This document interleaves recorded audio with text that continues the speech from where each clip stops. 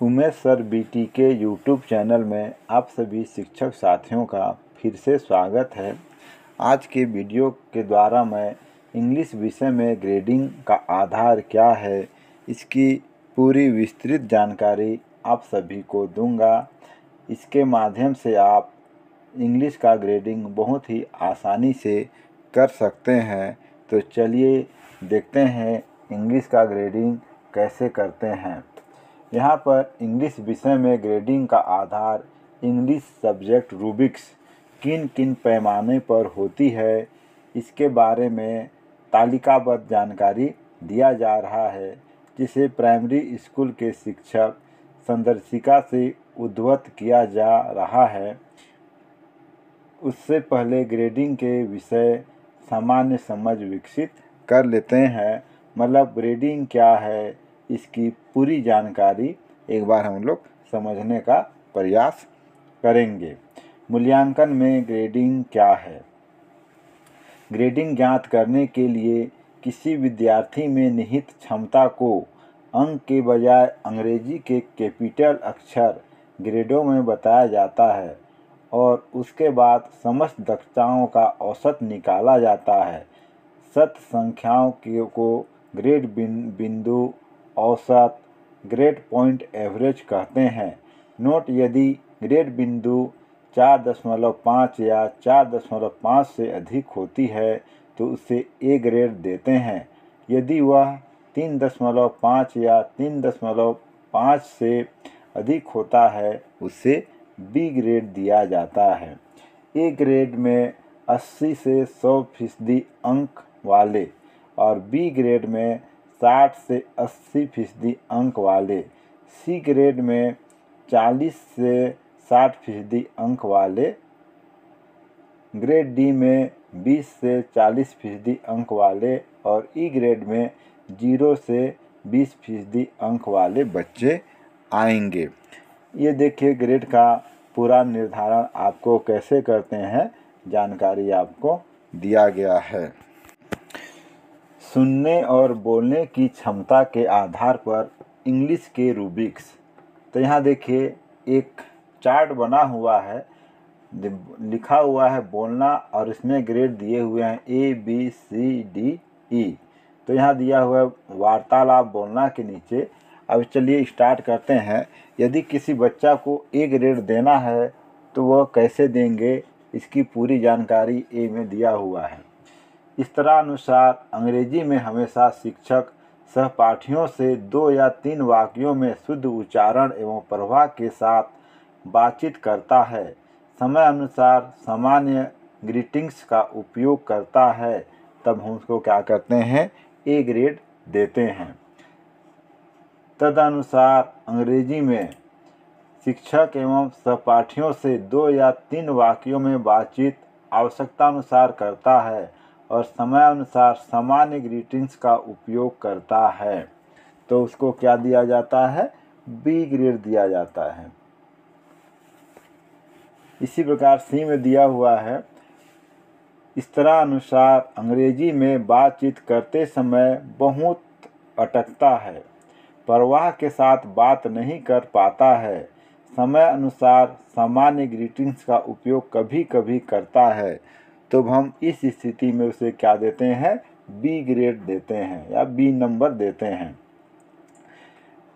D में है अंग्रेजी में बातचीत नहीं कर पाता है, किताबों के वाक्यों को ही अटक अटक कर बोल पाता है, सामान्य अनुसार कुछ सामान्य ग्रीटिंग्स का ही उपयोग करता है, तब उसे डी ग्रेड दिया जाता है। ई ग्रेड सामान्य ग्रीटिंग्स का उपयोग नहीं करता, मतलब वो कोई भी किसी भी भाषा का उपयोग नहीं करता है, तब उसे हम लोग ई ग्रेड देते हैं। तो देखिए बोलते समय किस प्रकार का हमको ग्रेड देना है, ABCD, इसका आप लोग को जानकारी दे चुके हैं। अब आगे देखते हैं कविता पाठन में कैसे ग्रेड का निर्धारण करें। कविता को हाव भाव एवं उचित गति से पढ़ता है एवं दिए गए भाव को समझ पाता है, तब उसे ए ग्रेड दिया जाता है। शिक्षक की मदद से कविता को हाव भाव एवं उचित गति से पढ़ता है एवं अर्थ समझ पाता है। मतलब शिक्षक सहयोग करेगा और अर्थ समझेगा तब उसको लोग क्या ग्रेड देंगे, बी ग्रेड। कविता को वाक्य की तरह अटक अटक कर पढ़ता है, कविता पढ़ने में वो वाक्य की तरह पढ़ता है तब उसको सी ग्रेड देते हैं। कविता में दिए गए शब्दों को उच्चारण करके पढ़ता है, लय एवं हाव भाव का अभाव होता है। मतलब पढ़ तो लेता है लेकिन लय क्या है वो नहीं पता उसको, तो यहाँ पे उसको क्या दिया जाता है, डी ग्रेड। कविता को नहीं बोल पाता है तब उसको हम लोग क्या देंगे, उसको ई ग्रेड। मतलब कविता वो बोल ही नहीं पाता है या पढ़ ही नहीं पाता है तो उसको ई ग्रेड दिया जाता है। पढ़ने की क्षमता के आधार पर इंग्लिश के रूबिक्स, अंग्रेजी के रूबिक्स। अब पढ़ने के क्षमता के आधार पर पढ़ना दिया हुआ है। उच्चारण में ए ग्रेड के लिए शुद्ध उच्चारण के साथ नए शब्दों एवं वाक्यों को खुद के प्रयास से पढ़ लेता है। यदि वह बालक स्वयं से पढ़ लेता है नए नए शब्दों को तो ए ग्रेड दिया जाएगा। बी ग्रेड के लिए है शुद्ध उच्चारण के साथ नए शब्दों एवं वाक्यों को खुद के प्रयास से कभी कभी पढ़ लेता है। मतलब हमेशा तो नहीं पढ़ पाता है लेकिन कभी कभी अगर पढ़ लेता है तो उसको हम लोग पढ़ने में उसको बी ग्रेड दे सकते हैं। सी नंबर के लिए, सी ग्रेड के लिए शिक्षक की मदद से शुद्ध उच्चारण के साथ नए शब्दों को पढ़ लेता है तो उसको सी ग्रेड दिया जाता है। डी ग्रेड के लिए है उच्चारण के साथ परिचित शब्दों को पढ़ लेता है किंतु नए शब्दों को उच्चारण नहीं कर पाता तो क्या दिया जाता है, उससे डी ग्रेड दिया जाता है। शब्दों को नहीं पढ़ पाता मतलब वो कुछ भी नहीं पढ़ पाता है, उसके लिए उसको क्या दिया जाता है, ई ग्रेड दिया जाता है। प्रवाह एवं गति की समझ, पढ़ते समय प्रवाह गति की समझ है या नहीं। इस तरह अनुसार साधारण वाक्यों को उचित प्रवाह एवं गति के साथ पढ़ लेता है। कोई भी छोटी कहानियाँ, पैराग्राफ, वाक्यों को पढ़कर समझ लेता है। तो छोटे छोटे वाक्यांश दिए होते हैं, यदि उसे पढ़कर समझ ले तो हम उसको क्या देंगे, ए ग्रेड देंगे। शिक्षक की मदद से इस तरह अनुसार साधारण वाक्यों को उचित प्रवाह एवं गति के साथ पढ़ लेता है। पाठ्य पुस्तक में दी गई कहानी, पैराग्राफ पढ़कर समझ जाता है तो वह बी ग्रेड का हकदार होता है। इस तरह अनुसार सामान्य वाक्यों को पढ़ लेता है किंतु प्रत्येक शब्द के लिए समय लेता है। प्रवाह, गति एवं हाव भाव का अभाव है। शिक्षक की मदद से पाठ्य पुस्तक में दी गई कहानी, पैराग्राफ को पढ़कर समझता है तो उसको सी ग्रेड देते हैं या दिया जाएगा। साधारण वाक्यों को शिक्षक की मदद से अटक अटक कर पढ़ लेता है।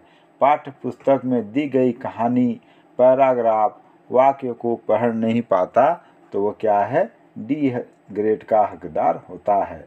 शब्द एवं वाक्यों को नहीं पढ़ पाता, शब्द एवं वाक्यों को नहीं समझ पाता तो उसको हम क्या देंगे, डी ग्रेड देंगे।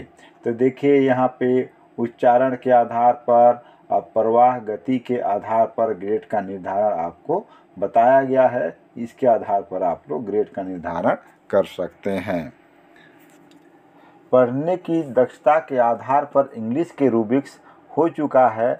अगला हमारा दक्षता है लिखने की दक्षता के आधार पर इंग्लिश के रूबिक्स। मतलब वो लिखने में कैसे उसकी ग्रेड के निर्धारण करें, इसकी जानकारी चलिए बताया जा रहा है।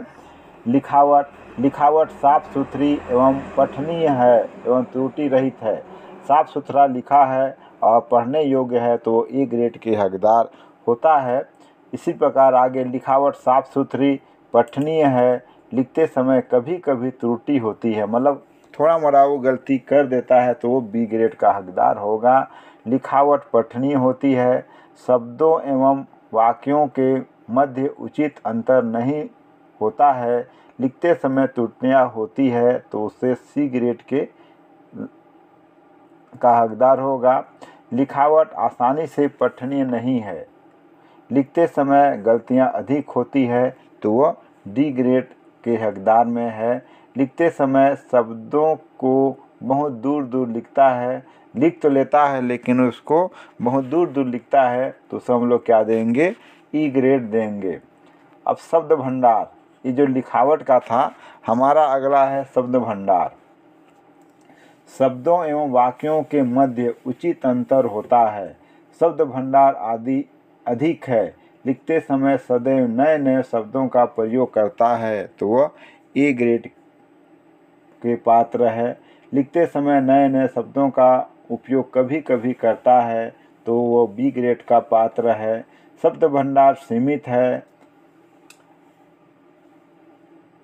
पॉपुलर में दिए गए शब्दों का ही उपयोग करता है, तो वह सी ग्रेड का हकदार है। शब्द भंडार का अभाव है, शब्दों में त्रुटियां भी अधिक होती है, तो वह डी का पात्र है। किताब में दिए गए शब्दों को भी देखकर नहीं लिख पाता है, जो किताब में दिया गया है उसे भी वह देखकर नहीं लिख पाता है, तो वह ई का पात्र होता है। अगला है हमारा अंतिम चरण की ओर आ रहे हैं, व्याकरण। लिंग, काल, वचन के अनुसार वाक्य रचना कर लेता है, मतलब व्याकरण बंद अगर कर लेता है तो उसे ए ग्रेड देंगे। लिंग, काल, वचन के अनुसार वाक्य संरचना करता है, किंतु कभी कभी गलतियां भी करता है ग्रामर के अनुसार से, लेकिन गलती भी करता है, तो वह बी ग्रेड के पात्र